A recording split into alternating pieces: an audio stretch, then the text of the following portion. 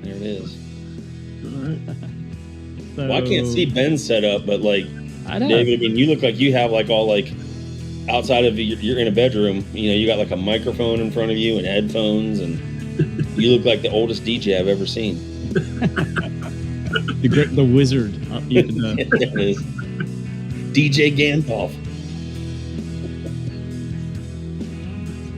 Oh, that's awesome. So we know what your last name is. You didn't have to put Siegel at the end there. You know, we know that's who true. you are, but It just asked me for my name. I just typed my name. It's a habit. I don't know if you guys realize this or not, but you know, tomorrow is Joel's birthday. Did y'all know Really? that? Yep. I did not recall that it was his birthday until you just said something. But yeah, he was also a December baby. Yeah. Yep. So how old would he be? 43. 43. Yeah, it's crazy. 43-year-old Joel. Yep. It's crazy. Man. Mm. When did he pass away? Was it 2008 or 9? Yeah, 2009. Yeah. Yep. So just for anybody that is listening, if this actually makes it out to the airwaves, Joel was our drummer. From he was actually a drummer with me and Ben in a band called the Chrome Donuts, and he was the former drummer of Delivery Boy from Lakeland, Florida. He was, let's see, how long he was with just me and you, Ben, for what, about maybe a few months? Yeah, just a few months. I mean, we'll get into that in a minute, but so Joel, yeah, he was our drummer, and he passed away in 2009, and he was a really good guy, really good drummer, and just happened to be coincidence that tomorrow is his birthday, and so I just thought that was kind of weird, kind of neat, you know, because we didn't plan this that way, but pretty cool. It is, man. I think about Joel all the time. Yeah, me too. It's crazy. I feel like I haven't, playing with Joel was my, favorite drummer to ever play with, that I've ever played with. And I honestly feel like I haven't truly played since playing with him, hadn't had that, connection ever again. Probably never will. Yeah. I mean, he was a guy like, Ben, you probably were around me more, like had to intermediate between Joel and myself more than anyone, but it was like I loved him and he got on my nerves so much at the same time. Yeah, true. Well, yeah. I know me and Ben, or maybe me and you, Chris, too, but he was our little brother on tour for sure. Yeah, he was definitely like having a little brother. It was like, yeah, oh, I love this kid, but I just want to like punch him in the head sometimes. He was a good bit younger than us. I mean, than all of us, honestly. Yeah. No, he had a good heart. He was a really good drummer. He was a unique style of drummer.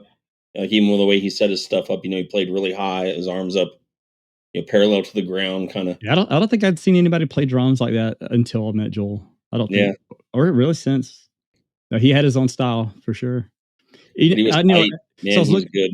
I was looking through some pictures of just trying to find some stuff for this, and that's what was it? Premier's drums, or I think he had a Sonar kit. Okay.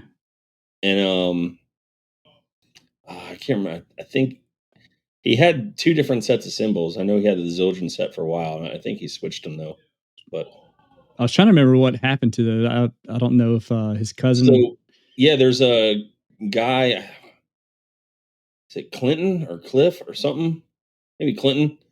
Another kid in Lakeland who was in another band called Belly Flow, and then he was in a band David, when you came down to Lakeland for that farewell, like when we went down for Joel's funeral, and then there was that show down there with God, I can't remember the name of that band, but that one kid bought Joel's drums from him before he passed away. See, I was thinking that was Tim. I can't think of Tim's last name, but I think he was related to Tim. But so no, it wasn't him. No, I forget that kid's name. But I always thought, man, it'd be cool to get a hold of those drums, you know.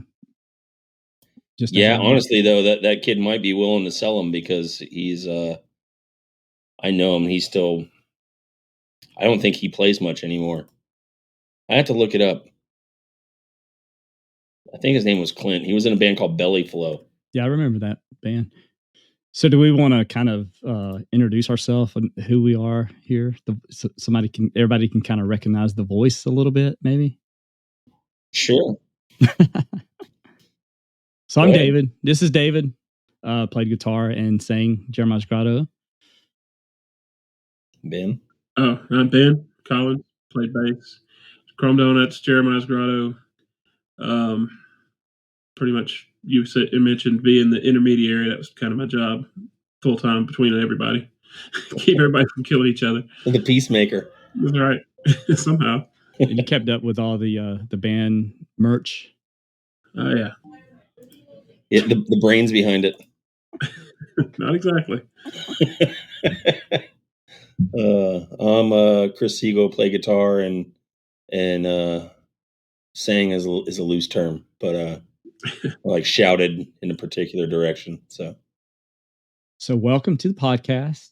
We've done our little intro. So basically, just to keep everybody else on the same page as what we're on. This is our first time. I think all three of us have had a conversation together in, at least 10 years, probably. At least. I think we went to lunch maybe one time when you lived up here, Chris. Yeah. And, so me and Ben, we both live here in Phoenix City, Alabama, Columbus, Georgia area. And Chris, he's like a world traveler, so he's been all over the place. And but where do you live now? I live in Tennessee, Middle Tennessee, but I'm not moving anymore. I'm done moving. How long have you been there? Almost 3 years. So, wow, that's a long time for us to stay put. We've been married. Oh gosh, what is it? It's 19 years in March. Wow, and we've moved 23 times in 19 years. That's too many. Yeah. So. Wow. This is it. Like, we might build another house where we're at, but we just finished building the house. We're done. So kids are going to finish school where they're at now. Man, that's a lot of moving. That's too much moving, man. Yeah, I'm not going anywhere. I've said when I'm moving this house, no more. Done moving.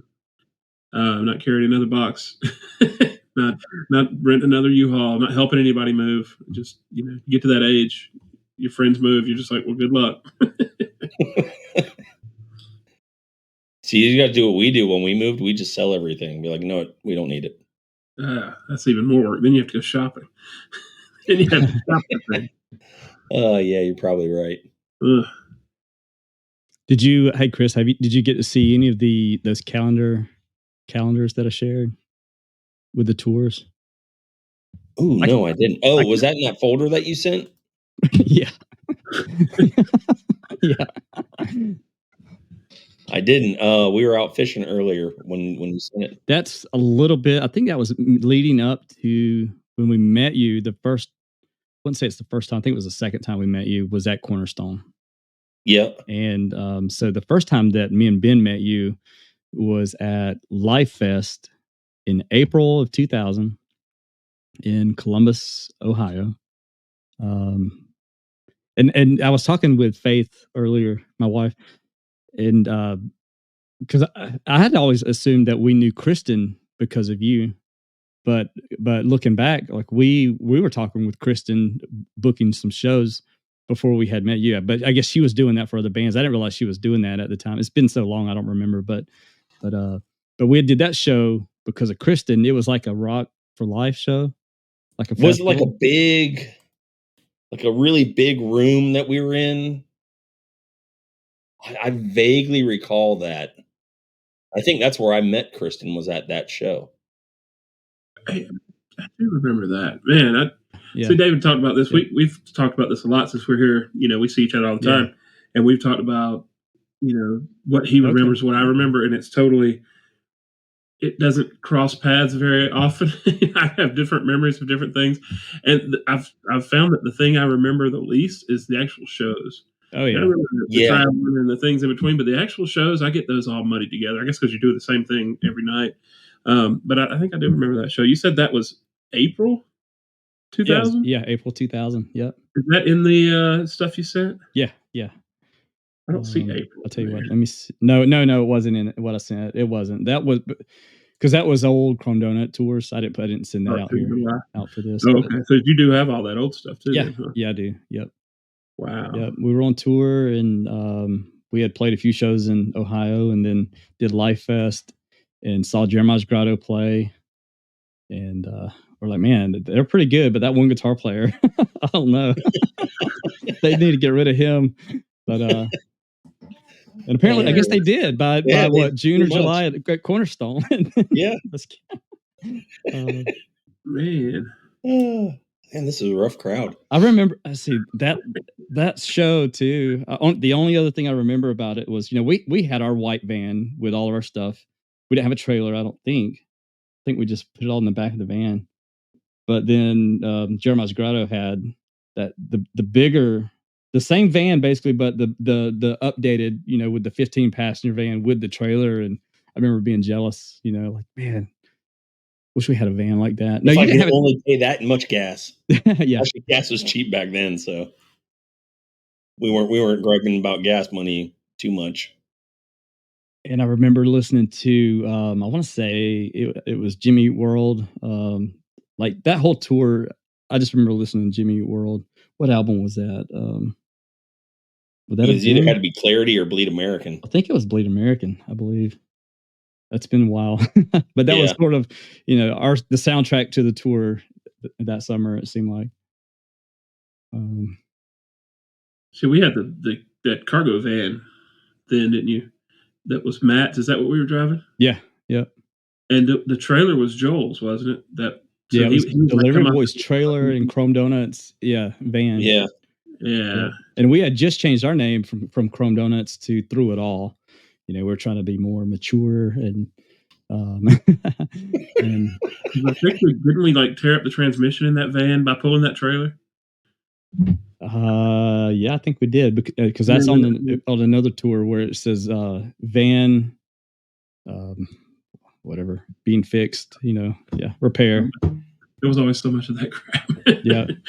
Did you guys play like a weird street festival in Houston? Oh yeah. I think we played on that as well. I think we played with you guys out there. Yeah, what was that called? It was Chrome. It was when Matt was in the band, though. Yeah, because I remember Matt falling asleep in the median of the road, like laying in the grass and falling asleep with his eyes open. Yeah, I remember that. Yeah, we got some pictures of that somewhere. Yeah, we were all like taking pictures of Matt sleeping with his eyes open.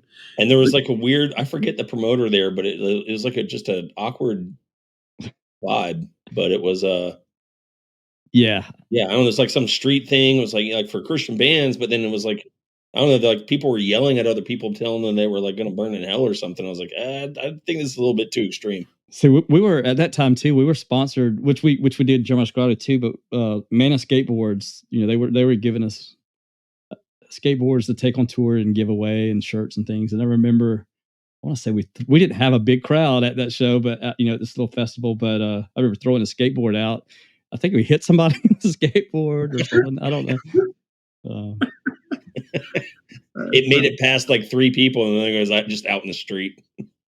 Yeah, it seems like we had a hard time getting money too for that. For some, I don't know, maybe because we hit somebody with a skateboard. I'm not sure. So I don't remember. I remember that part about it being in the street, and I remember what Chris was talking about being weird, but I can't picture the stage or the playing or any of that part of it.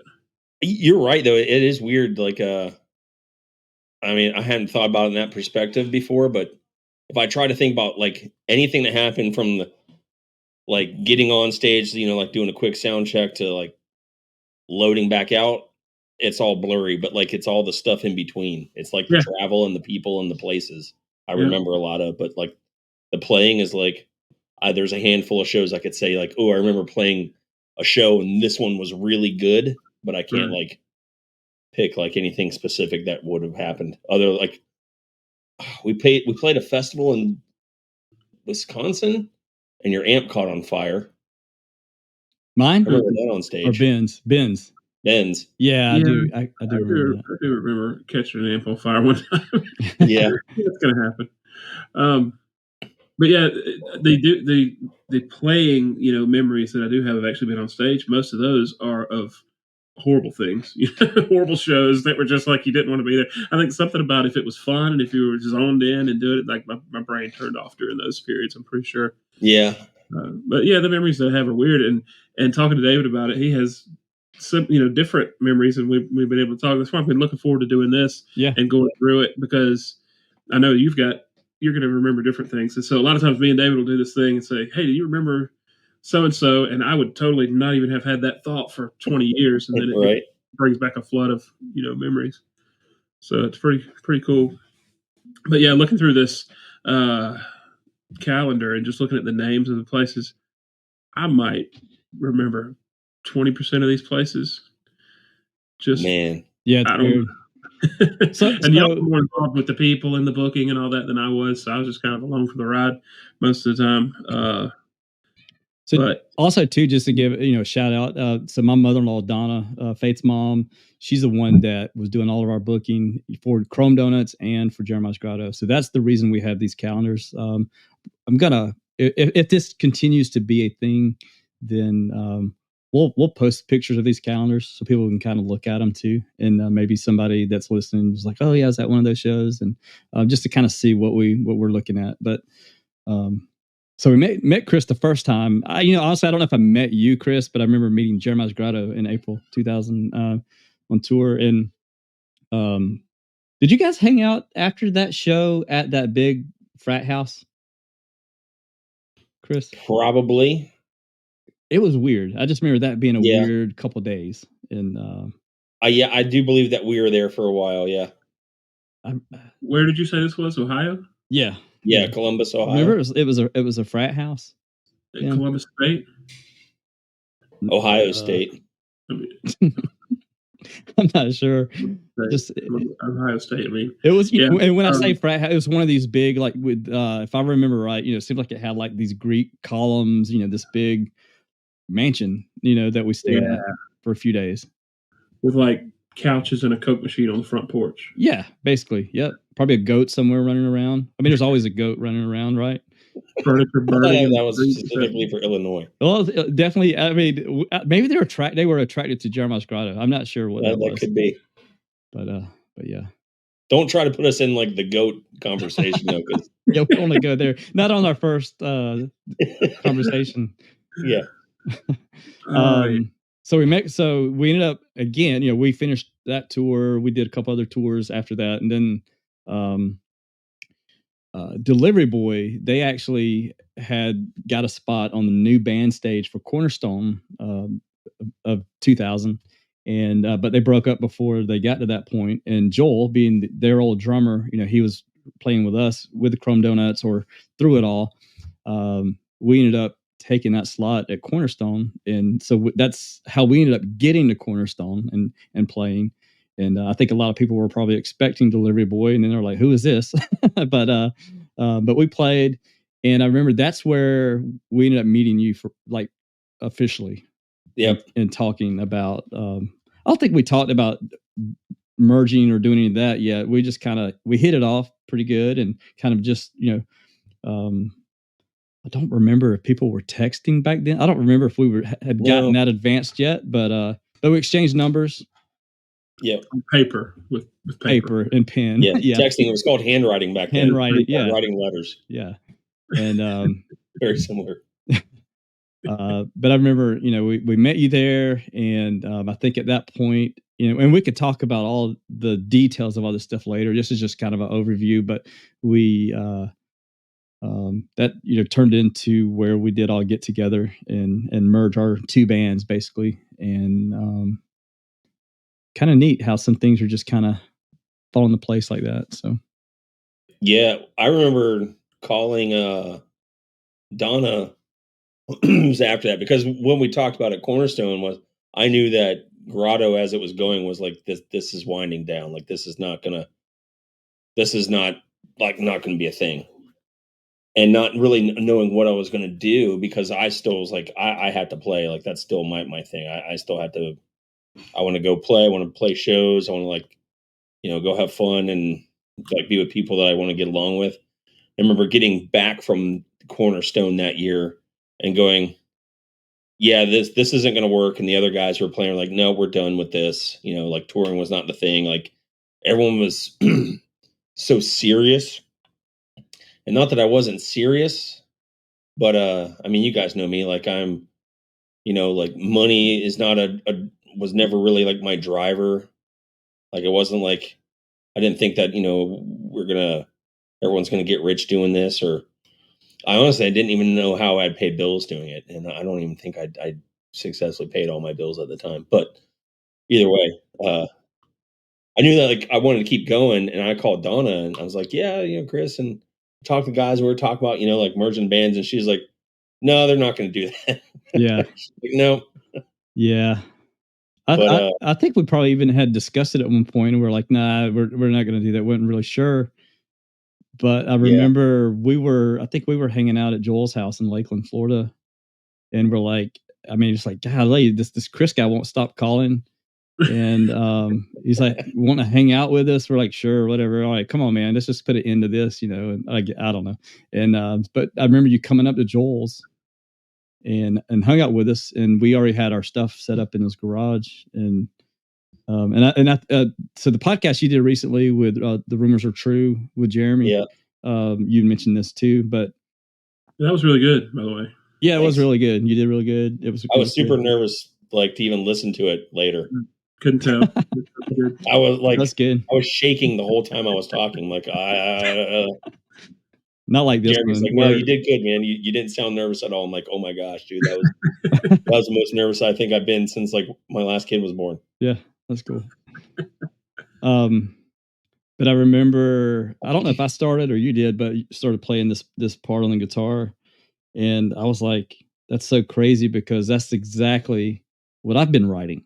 Like we were writing the same song already before we had even met, and that was kind of, just one of those things. It's like, man, maybe this is meant to be. I don't know. Well, I remember you guys came out to my dad's place, and we set up outside in the barn, and we jammed one night, and then we went to Joel's, I think his garage, like the next day, and you were showing me that night in the barn. You were showing me Month of May. Oh gosh, what was the other one? Man, I don't remember any of that in the barn. You had 3 songs that were already like pretty solid together. Yeah, Month of May. Month of May. Weight of the World. Weight of the World, that's the one. And what was the other one? Trying to Forget You. Trying to Forget You. Yeah. And so you were showing me those. It's like, okay. Yeah. And then the next day we were messing around with that other riff that you and I had been writing separately, unbeknownst to each other. And we just practiced that in the garage, and like everything just kind of like clicked. Yeah. And not that it was even like the biggest song we ever did, but like that song, just like we all like synced up really fast on that one, and it felt really good to play. It was like, yeah, wow. I mean, we were already like, like kind of swinging the guitars around in a practice. Like, yeah, it was fun. Yeah, it was. Yep. But yeah, no, I remember you guys. We watched Final Destination, the first one, in the movie theater. Really? Yep. Where in Florida? In Lakeland. Yeah. In Lakeland. I kind of remember going to a movie, but that's wow. That's yeah. That's the only Final Destination I've ever seen, and it wasn't the final one. There were several other destinations. Yeah, I was like, they've been to a lot of destinations to call this final. They should just call it just Destination, and they don't have to put final in it and confuse people. I do remember the barn. I remember doing Chris's dad's house and going out to the barn and playing V, and I was remembering that as being the first time. Hey, I don't remember any of that. I heard you say that on the other podcast, and I was like, I don't remember any of that. I was like, Chris don't know what he's talking about, because that's not true. No, it happened. It's just You're getting that old thing going on, and I'm choking now on my coffee. Yeah. that's another old thing that happens too. Yeah. What? Yeah.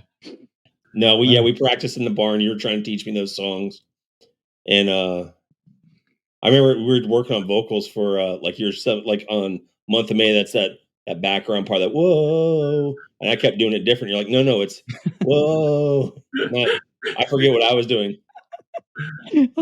How did it go the first time? Whoa. What's as the second part go? I forget how I was doing it wrong. I forget how that went. But yeah, it's funny. One thing I remember about that first practice was Joel wanting to play faster stuff. He wanted to play. He wasn't into the slow. Y'all were playing that song you both were playing, whatever. Maybe this was the next day at his house, but he kept like, let's do something faster. Let's write something. Let's do something, because even what he was playing with me and David was like a third the speed of what he was used to doing. Oh, with yeah. Delivery Boy. Well, I mean, so Always In Me was the song that we were writing, separately, but at the same time. And I remember at the end, like Joel's like, all right, yeah, he kept in the middle of the song, like, all right, let's pick it up. And we're like, no. So we gave him like 4 bars at the end, like, okay, now at the end of the song. And like when he got to go like into like more of like his halftime. Yeah. That was really funny because like, yeah, it was just the end of the song, and but yeah, the whole time he's like, come on, we gotta pick it up.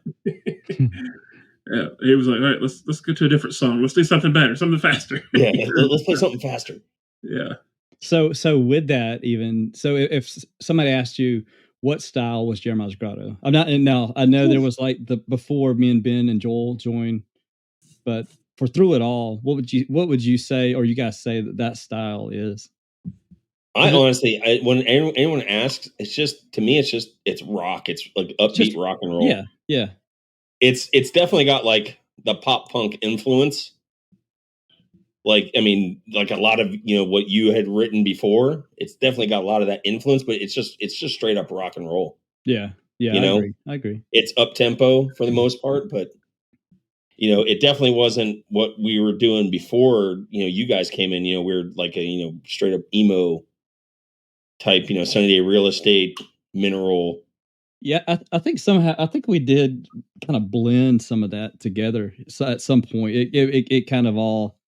That's why it worked. It was kind of a hybrid. Yeah. Well, I guess it's just weird because I've had people say, call it like punk. I'm like, Jeremiahs Grotto was not punk at all. I never thought that, but. Well, that was the thing when the album came out. People are like, "Oh, now you're a punk band." It's like, well, there's definitely punk parts into it, but we all like punk music, so that's not a bad thing. But the album is kind of like, if you look at like the bookends, like the instrumentals, very emo-esque.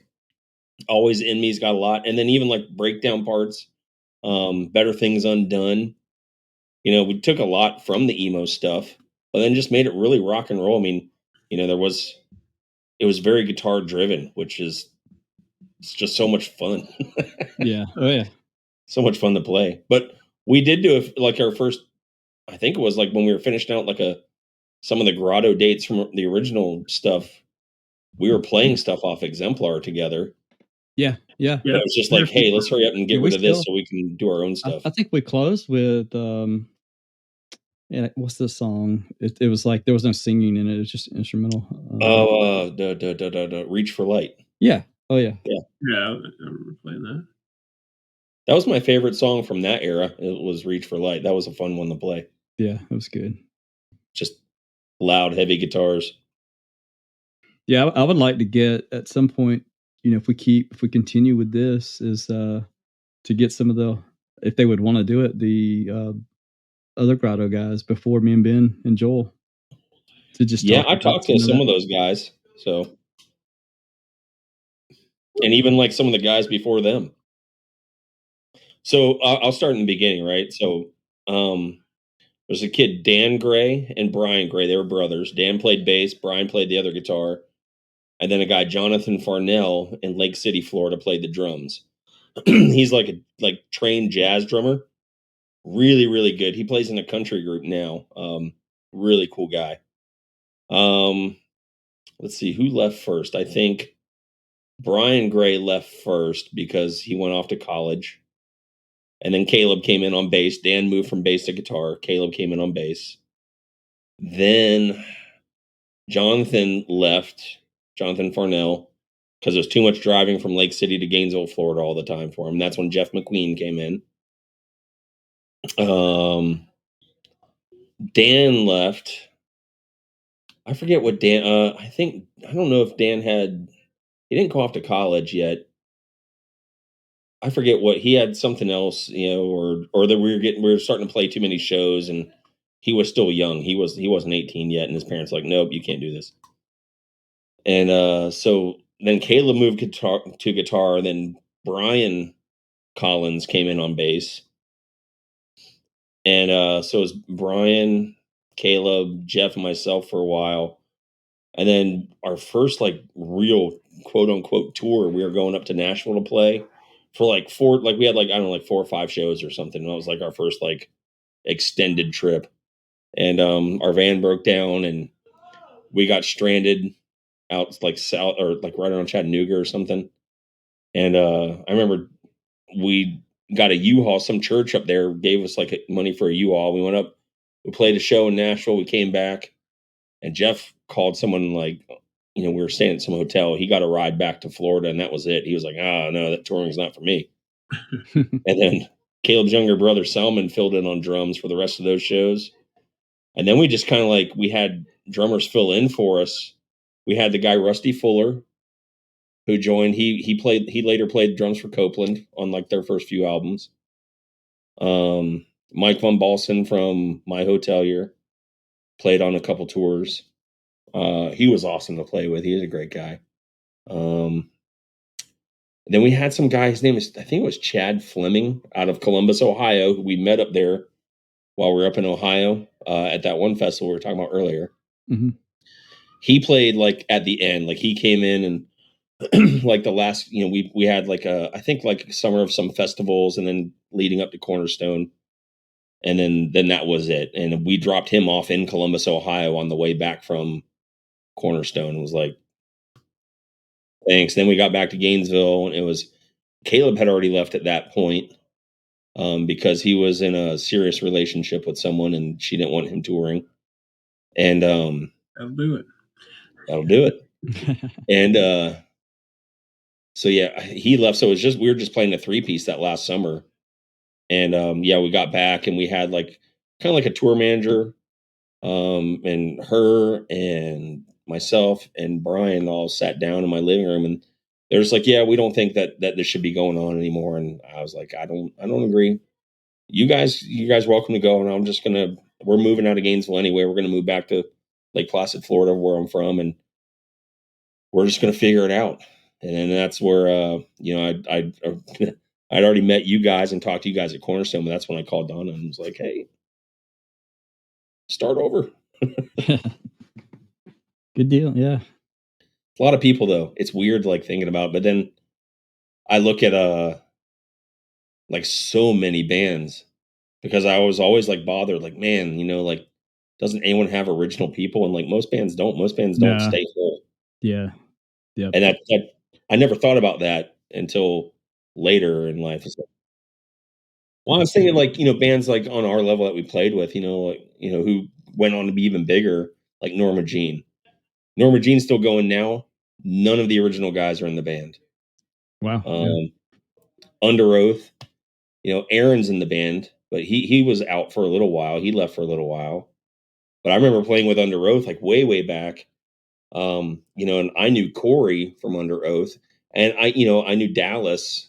I kind of knew Aaron and Octavio, not really a whole lot, but I didn't even know Chris Dudley then. I know he came in shortly after they got started, but now I'm friends with Chris and Dallas, but Dallas is out. He's Maylene, just all those guys, everything changed around. It's so weird that, yeah. And then if you look at big bands, it's kind of cheesy to say it because it's totally not on the same plane, but the Beatles, Ringo Starr wasn't their original drummer.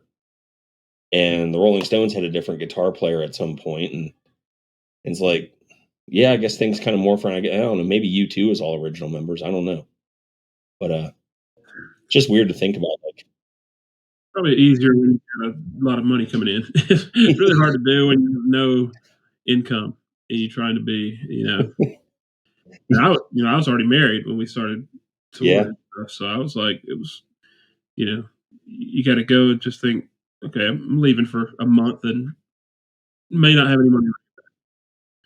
See, both of you guys were married in Jeremiahs. Well, we were in Jeremiahs Grotto, and of course, they got married towards the end of it. But I mean, I don't know how y'all did it because I was pretty clueless to bills and things like that. Honestly, I was just, it was just me. I didn't have to worry about that stuff. But yeah, It took a lot of family helping to pay the bills. Yeah, yeah. I mean, I still lived at home. You were Well, I think practicing. that was the key. Is like you had it's like Ben. I mean, you had a place already on your own. Yeah. We did in Gainesville, but it was so cheap to live there. It was like we paid $360 a month for a 3-bedroom, 2-bath place, Kind of and what then we we were moved back doing. home with family because my ex-wife's dad, he had been through a divorce and he just had a house, and it was like, hey, you guys can live here. I got like these extra rooms, and it's just me. And we're like, yeah, okay. And then we just work in the off time, but you had to find a way to live life with as little money as possible. It wasn't about like, okay, I want to have all these things so I can pay all these bills. It was like, how do I avoid having bills? Yeah. Yeah, we lived very poor, and Very my poor. wife worked and paid the bills. Seriously. Yeah. Yeah, and she's still not happy about that. I still haven't heard the end of that. She still give you a hard time about that? Yeah, she keeps receipts, literally. Oh, that's awesome. Oh. Since we mentioned all the past Grotto members, we could talk about just some of the other guys that filled in toward the end, or in between there too. We had my brother-in-law Matt Potenza. He played bass. I know at least on one tour that we did. Yep. We had Mitch Gooden. He played bass with us. See that tour. We also had that was our last tour, wasn't it? Was that our last tour? We had Sean. So. Sean Skipper played drums. Yeah, Sean from the Goodbye Letter. Yeah. And we had Cliff Swain played drums. I think from Eustis, he played drums on one tour with us. Okay, I think that was the same tour that Matt played bass with us. Yeah. Yeah.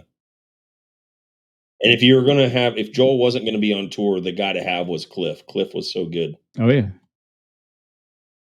And Ben, I think that was when we invited Matt out. That your last tour was the one before that, and like that was it. You're like, I can't tour anymore. Yeah, I think the last one I did, we went down toward I think we went to Florida for a week or so toward your house, just a little quick trip down and back.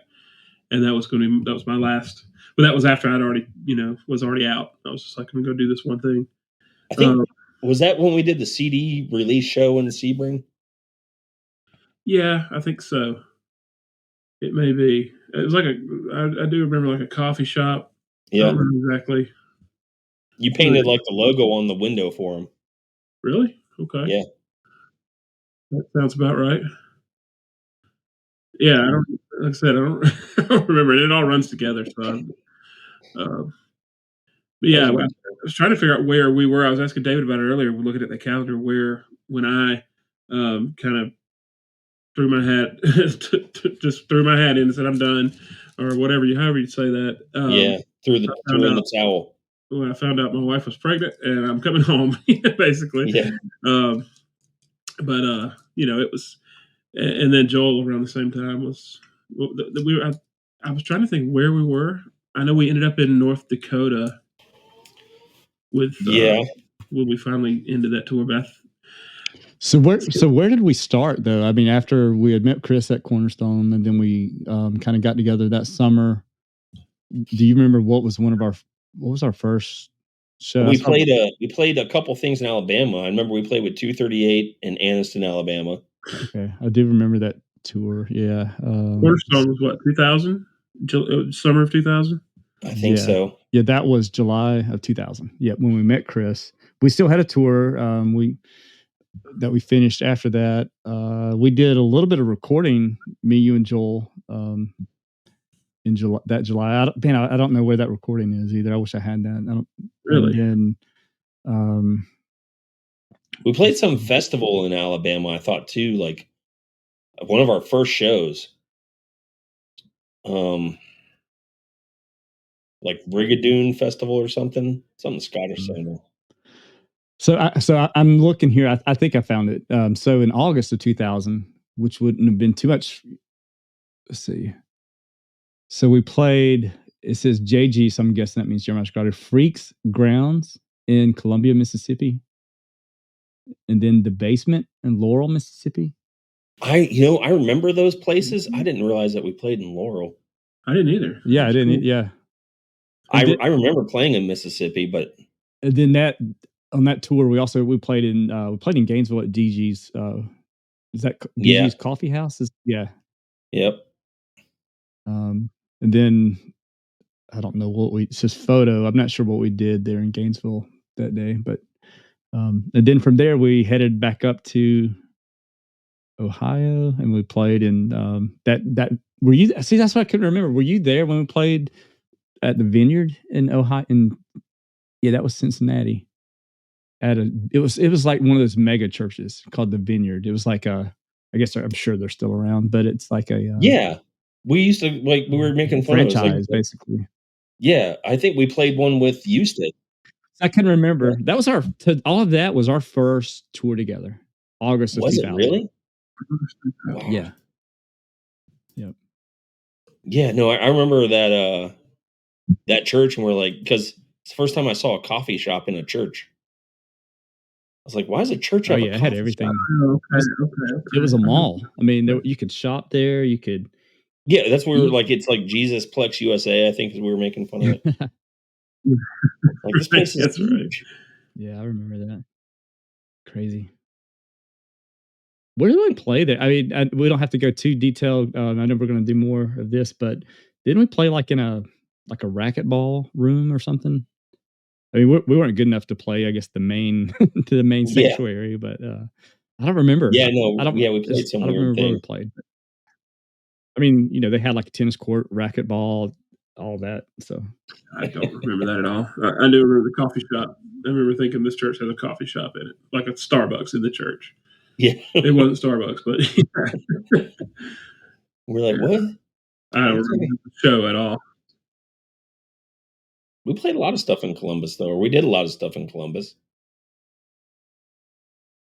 I see the Ark on that first tour in Wilmington. The Ark was. Is that what you're looking at? Yeah, that's what I was looking. Yeah.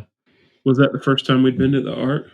No, we had been there with Chrome Donuts a few times. Yeah, because we did the one tour with Jesse and Rockers. We played there. We had played there. I know another time, just us, I believe. And but yeah, that was always a good place. So we can just, I know we could probably just sit here and talk for hours, but just to kind of move it along. So I know just something that me, Ben, and Chris have talked about with this podcast is just, just telling stories and our different experiences so we could kind of have something archived for our kids to listen to, or for, grandkids, if we have grandkids one day, or maybe us. I mean, my memory's going pretty fast now. So in a couple of years, I might listen to this just to remember what happened. Because no comment.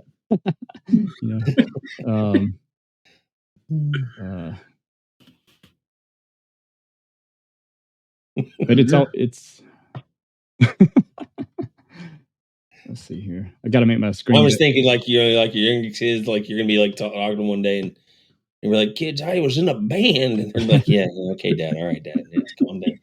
So you're pudding, David. and telling kids wear your earplugs. I've been to a lot of shows since we played, like at the Masquerade or somewhere, and always carry like a bunch of earplugs with me for everybody that I'm with, and I usually ask everybody, like the old man, like, hey, who wants earplug? Who wants earplug? And nobody wants them because they don't want to, they want to be cool. Well, they don't want some old dude's earplugs. They're all waxy and weird. Some old guy tried to give me earplugs. I think it was code for drugs. After the first song, though, everybody's coming up to me, hey, you got any more of those earplugs? Usually. So. Yeah, I remember being able to hear. Do you guys have problems with your hearing? Oh, yeah. I have ringing. Like even right now, my ears are ringing. Really? Yeah. I don't. That's weird. Maybe it's blood pressure or something. I don't know.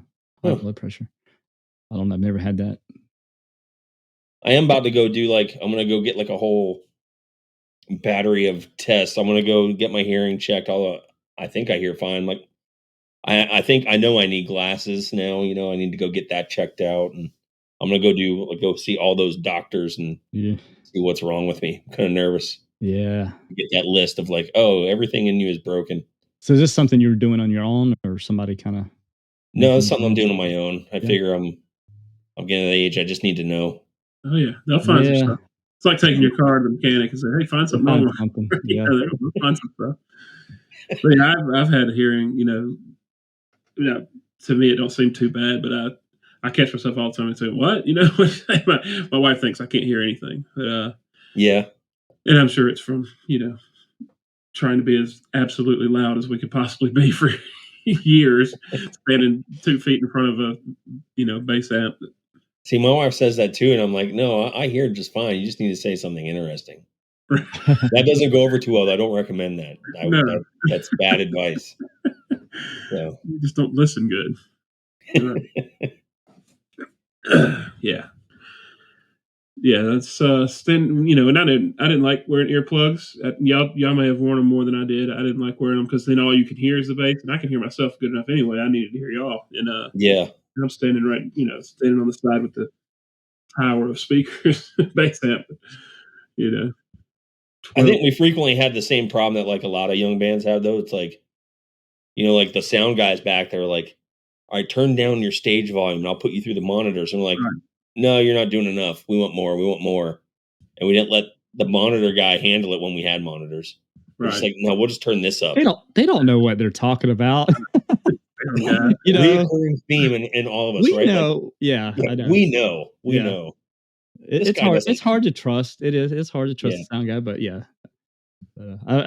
There's a few times I remember, they're like, hey, when you turn your amp down, and you go over and you do the pretend turn down, or you turn it down just a little bit but you've already got your guitar turned down purposely. That way, when it's time to play, you're back to where you were. Yeah. Oh, that's funny. It's true though. Probably made some sound guys mad. I think if we had to do it again, I don't think I would carry around a 5150 with a half stack. I don't think I would do that anymore. I mean, because it's not needed. I don't think, Yes and no. It depends on where you're playing, right? I mean, we also played a lot of shows where the only PA was for vocals. Well, that's true too. Yeah. I mean, if we were touring and we were playing festivals and you get to play House of Blues style shows, Chain Reaction, Anaheim Chain Reaction type shows. Yeah, bring a smaller amp. Let them crank that stuff through the. And that was the bad thing. We never knew from show to show, if it was going to be a real stage with a real sound guy with a real sound system, or a trailer out in the cornfield where they're freaking out over 300 watts for a bass amp. Yeah. Oh yeah. Yeah. Oh yeah. Lots of flatbed trailers with not enough power to power all the amps, blowing fuses. Yeah, we got you guys. We got you guys extension cord right here. Extension cord. You remember we told that guy in Illinois that your bass amp was 300 watts, and he freaked out. Yeah, 300 watts. I don't think he understood what that meant. Yeah, we just need a regular plug for it, but we need multiple plugs. We have a lot of amps. Yeah, we were literally in the middle of a cornfield. It was literally in a cornfield that they just mowed under so they could have this show. Yep. Oh, that was awesome. And then the power didn't work anyway. We had to move to a few miles down the road to their church and play. Yep. Right. Yeah, I remember that. And we were like, why didn't you just start with this place? That story is a whole different podcast, right? That's one episode by itself for sure. The story that you don't want to mention the goat. That's the goat story, right there. That's the goat story right there. We also have a video of that, of basically almost all of that. If you have video of all right, a few things. Chad from Farewell, I don't know how he got it, but he gave me a flash drive and it has a ton of Grotto footage on there too. And I don't know if it shows that he'd been to, but I think that some of these shows are like tours that we were on.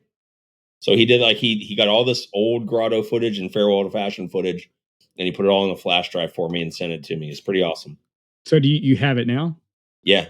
So that not with me here. It's at my house, but yeah, I have it. I thought you took it everywhere you went. It's right here in my wall. You gotta keep it safe, man. I go back home from vacation. My house is ransacked. The only thing missing is that flash drive. David was right. Knew better than that. Yeah. Son of a. No. So this folder that I shared with you with all the Grotto stuff, if you could copy it in there, that'd be good. Yeah. Yeah. How do we get that stuff out? What do we have to do to? I'm not the technical. Yeah. Guy we'll put it out there on YouTube. We'll do it. Yeah. Okay. Heck yeah.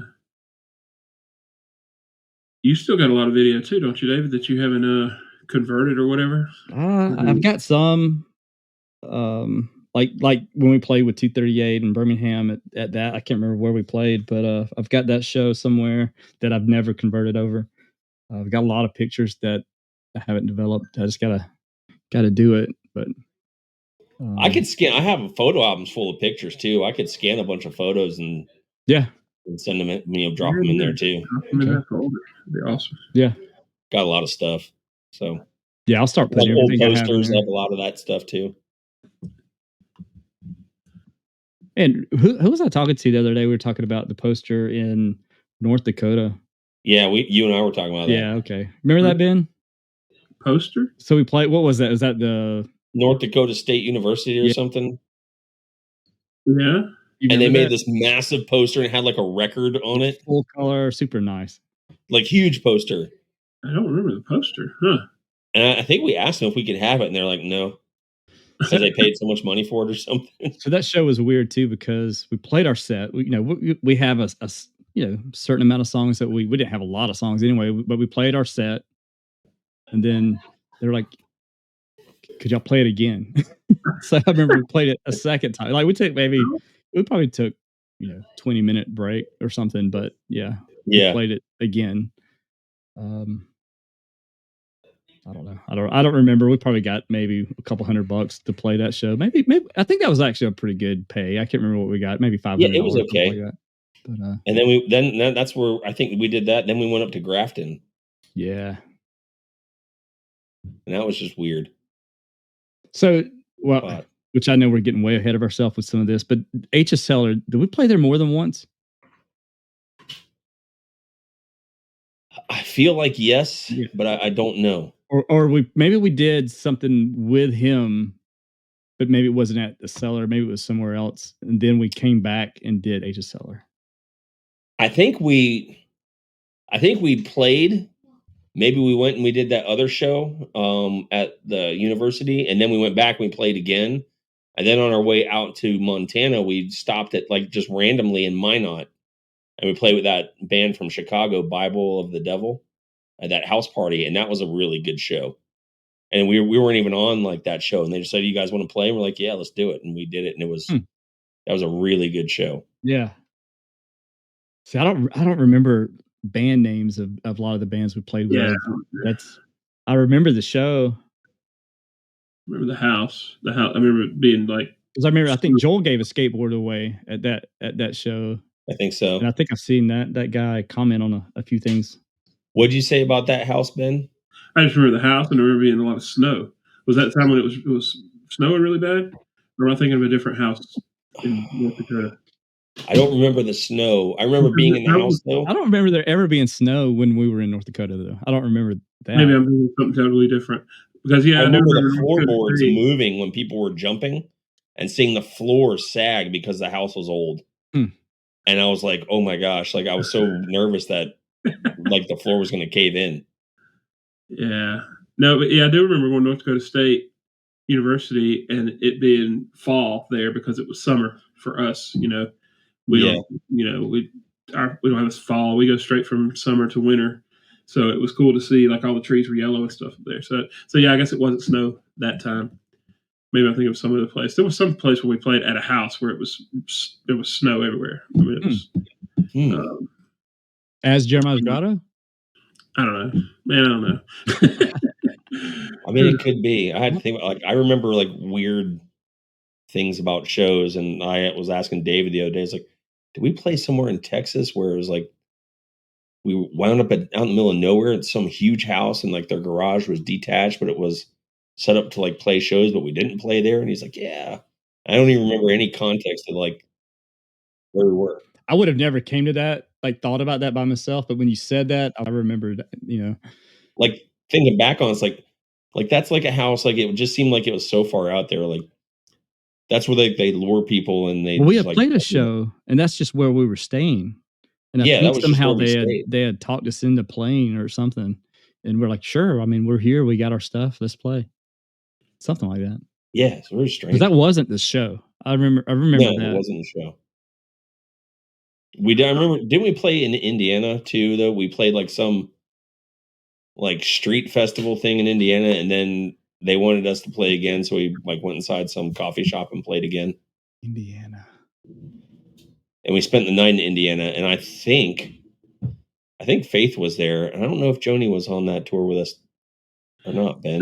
Joni did go one time with us. Yeah, too. They did. They both came to Indiana. I remember that because that's the thing. I don't remember where we played, but I remember we went to some kind of like a state park, and with like a cave in it. Yeah. I remember doing all of that, but I don't remember playing music. I remember the hotel we stayed at because I remember going into I remember going. I think I had to share a room with Joel. Yeah, and I remember going in there and turning the heat up really as high as I could make it go. And I remember after we had played the show and we came back to the hotel, Joel being really mad because it was hot.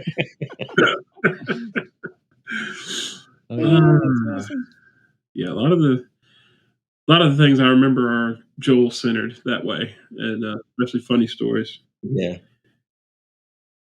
So this calendar you have, is there more of this in that binder?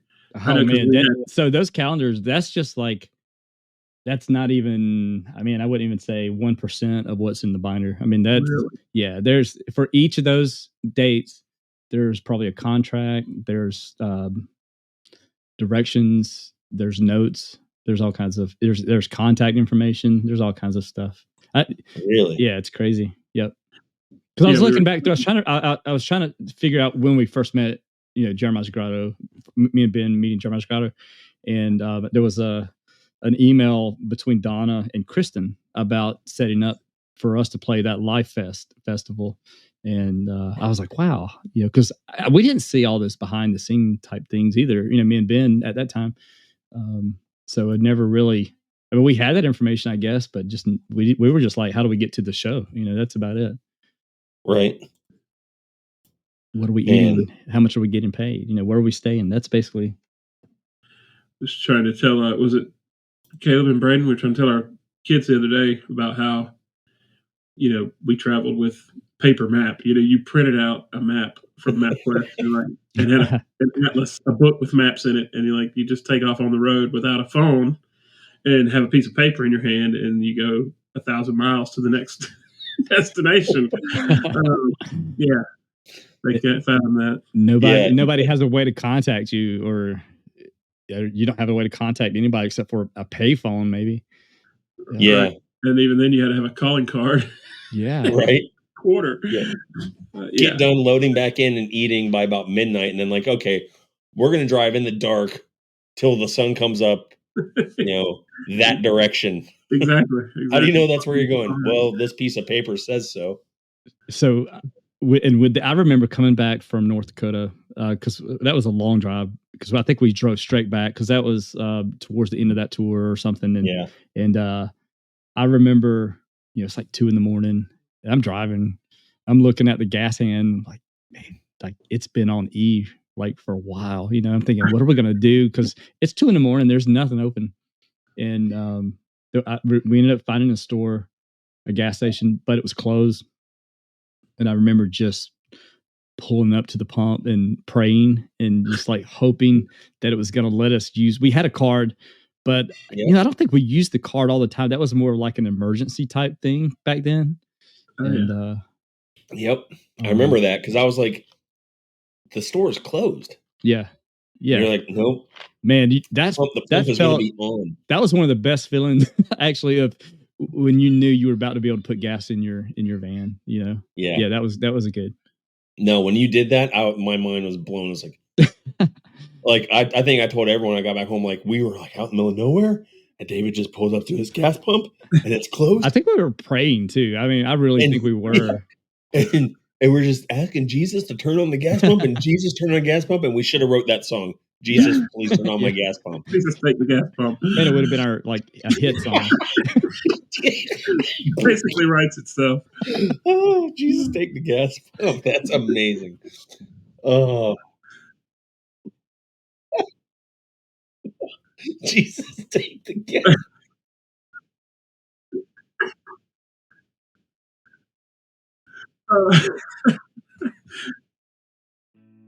Guys, I smell comeback. Oh my gosh, Jesus, take the gas.